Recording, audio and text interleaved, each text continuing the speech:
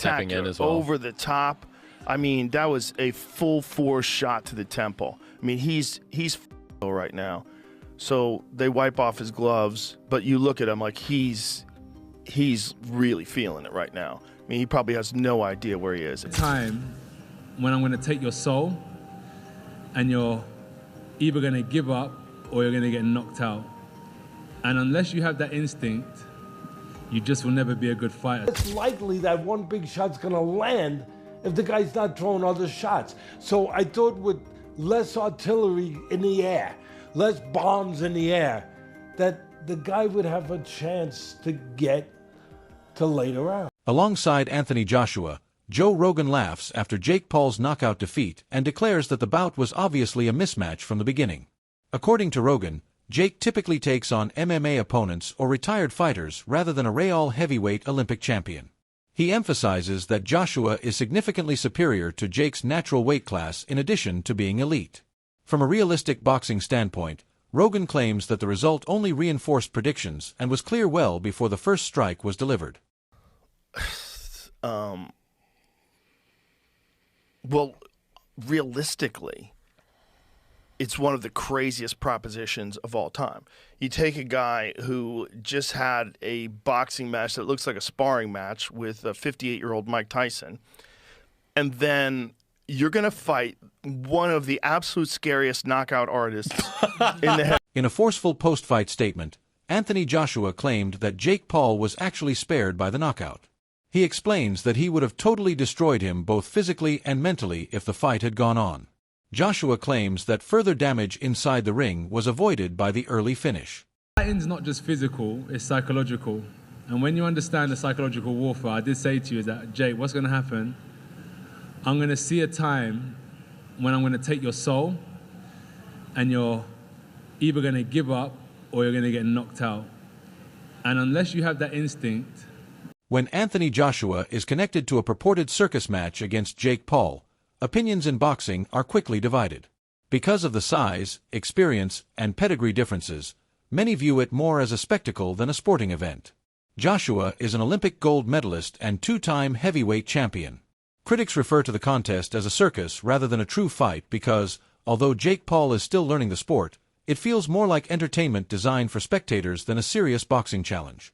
After Anthony Joshua knocks out Jake Paul, Simon Jordan responds angrily, calling the entire incident detrimental to boxing's reputation. Industry, because straight after the fight, I heard the question being posed to Joshua, will he now fight Fury? And then my first thought was, after what I've seen, who cares? After that, who cares if Joshua fights Fury? I like Anthony Joshua immensely, Spencer. Any exchanges I've had with him, I think he comes across terrifically well. But I fail to see where it's taken us, where it's taken him, other than hugely increasing his bank balance. You know, I really fail to see what this has done. Well, it's done nothing, but he was going to fight in November, like I said, and he's just gone in there against Jake Paul. What has it done for his legacy? Absolutely zero. But it was, you know, he's earned a lot of money doing that. And he's going to go again, and he's going to fight possibly February, March, and then there's that Tyson Fury fight that's looming that could happen in September, whether Tyson Fury decides to come out of retirement or not come out of retirement. For Anthony Joshua, he's earned a hell of a lot of money. This is prize fighting, and that's what it's all about. And that's what he contends that these fights detract from true competitiveness and obfuscate the distinction between sport and spectacle. Jordan highlights that Joshua doesn't need new battles because he has already won generational wealth and legacy. Jordan claims that Joshua's financial stability means that leaving would not be shocking, even if a fight with Tyson Fury never takes place. Earning more than Joshua. That apart, Spencer, 6 rounds to get Paul out of there. Reputationally, how does it leave AJ? Well, thankfully it didn't go to points, because I think that would have been a disaster for Anthony Joshua. I think that he needed to get the job done inside the distance, you know, and he done it. Look, he could have done it at any given point. I think that he could have cut the ring off whenever he wanted to and got Jake Paul out of there. He took his time on that. He allowed Jake Paul to run around like a rabbit and throw the occasional shot from time to time. And I think he only landed one clean punch, didn't he, Anthony Joshua? And that was the one that broke his jaw in 2 places. But, I mean, you said, did you not, to us in this very studio the other day, he's got to get him out of there in round 1. I did. Otherwise, what are we seeing? Exactly that. You know, and I think what we saw there was a little bit of entertainment. and that was pretty much it. But not entertainment that many people enjoyed, if I'm honest. I think that people wanted to see a demolition. Anthony Joshua's quickness, athleticism, and devastating power are highlighted by Joe Rogan. According to Rogan, Joshua has a one-punch knockout power that instantly alters matches and moves like someone who is far lighter than a heavyweight. Joshua's ability to close space and end exchanges so swiftly makes him a nightmare matchup, according to him. These characteristics, in Rogan's opinion, make it impossible for crossover fighters to seriously compete with him. Boxer, but this is a giant Olympic gold medalist heavyweight. I mean, Anthony Joshua is fucking Here's the terrifying. thing that nightmares are made of. And he's got that one-punch nuclear power. He is an excellent boxer, but this heavyweight is a huge Olympic gold medalist. Anthony Joshua is the stuff of nightmares, and he possesses nuclear power with a single blow. He's quick with a single blow. In his brutally honest analysis, Adam Booth points out that Anthony Joshua was occasionally made to miss by Jake Paul, which he believes is important. According to Booth, Joshua was forced to reset rather than land freely because of Jake's improved and disciplined movement and placement. Although Booth clarifies that this does not imply that Jake was winning, he admits that causing hesitation against a top heavyweight is significant and demonstrates Jake's growth. Adam Booth continues his analysis by stating that creating a Joshua's miss is not an accident. It takes planning, timing, and self-assurance. According to Booth, Jake deserves praise for his agility and ability to maintain composure under duress. He also emphasizes that these instances do not alter the fight's overall reality, though. Once Joshua found his opportunity, his class, strength, and experience continued to determine the result. Anthony Joshua and Jake Paul shared a ring. Your takeaways from the 6 rounds that we saw, presuming you watched?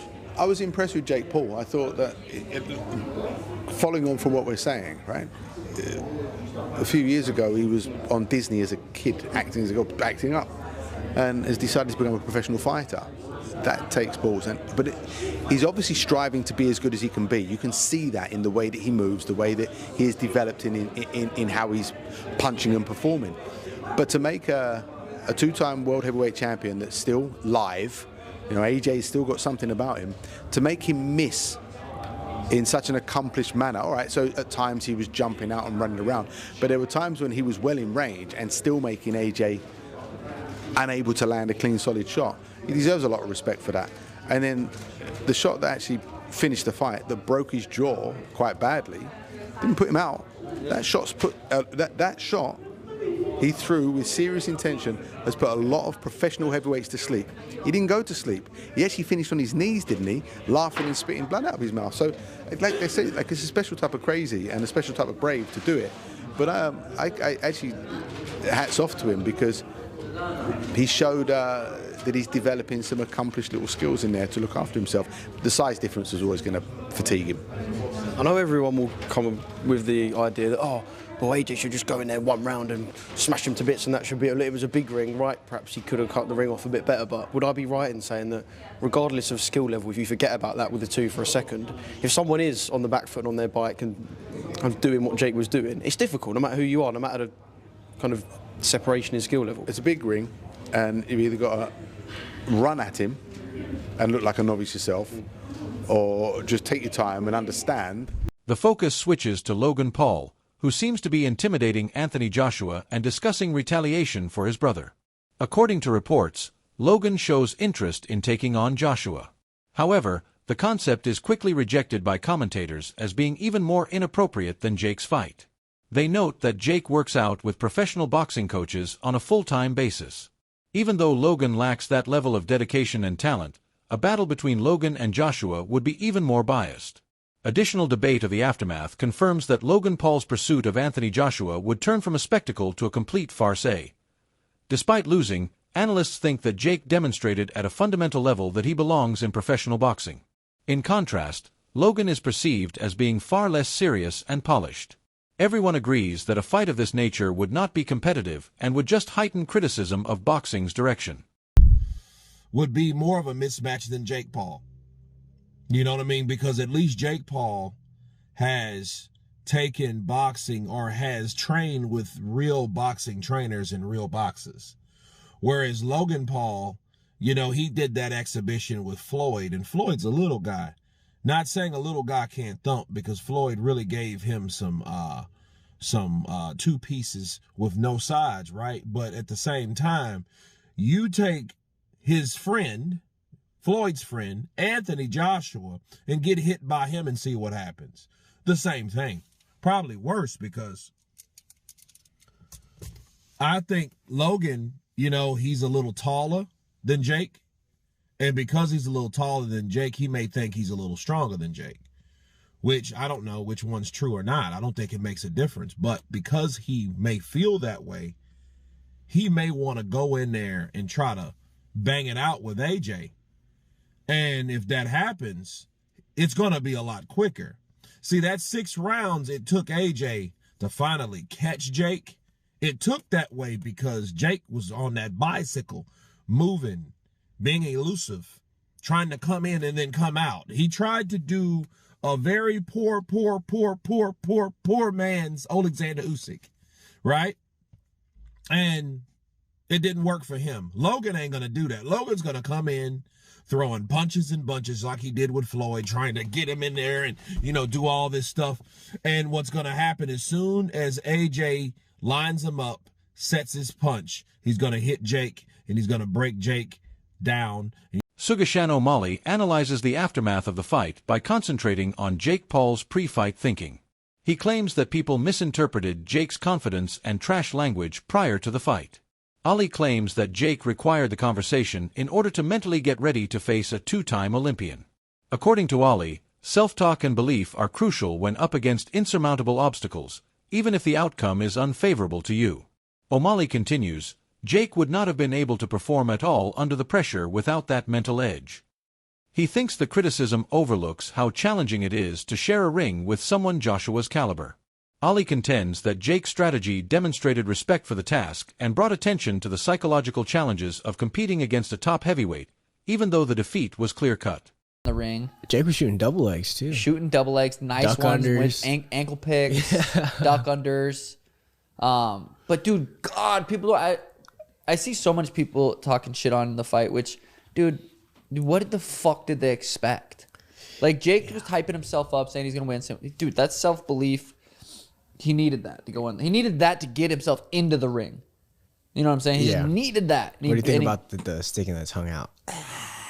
Dude, he's a showman. This is a fucking YouTuber that switched to pro boxing. Yep.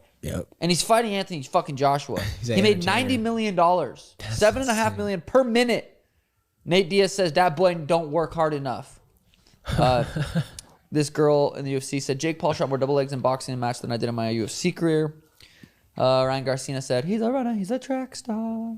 Aljamain said, this is a clown show. Josh Hammond said, dude, it's like, what did they expect? They expect him to go in there and look like a clean fucking Floyd versus Manny Pacquiao. Two of the, you know what I mean? It's like, what the fuck? You see the aftermath, like his jaw and everything? Fuck. Jake Paul's broken jaw. Jake has to get wired shut for 7 days or something like that. Yeah, like titanium Tim had to do plates. 7 weeks. Yeah, Tim says that was the worst thing he's ever gone through. 7 weeks. Tim broke his jaw in Montana. Tried to go to the hospital. Hospital said the surgeon's out of town. So now he has to. So he's fucking goes like a week without even getting surgery. At least Jake was able to probably get it like next day, that same day. But it's like all the people hating on Jake. It's crazy. Connor said Jake is stupid and will be altered permanently from this bout. I look at it. It's inspiring seeing what he does because I know how much like he's putting in work. He's doing legitimate fight camps. He's doing sparring. He's doing rounds. He's eating.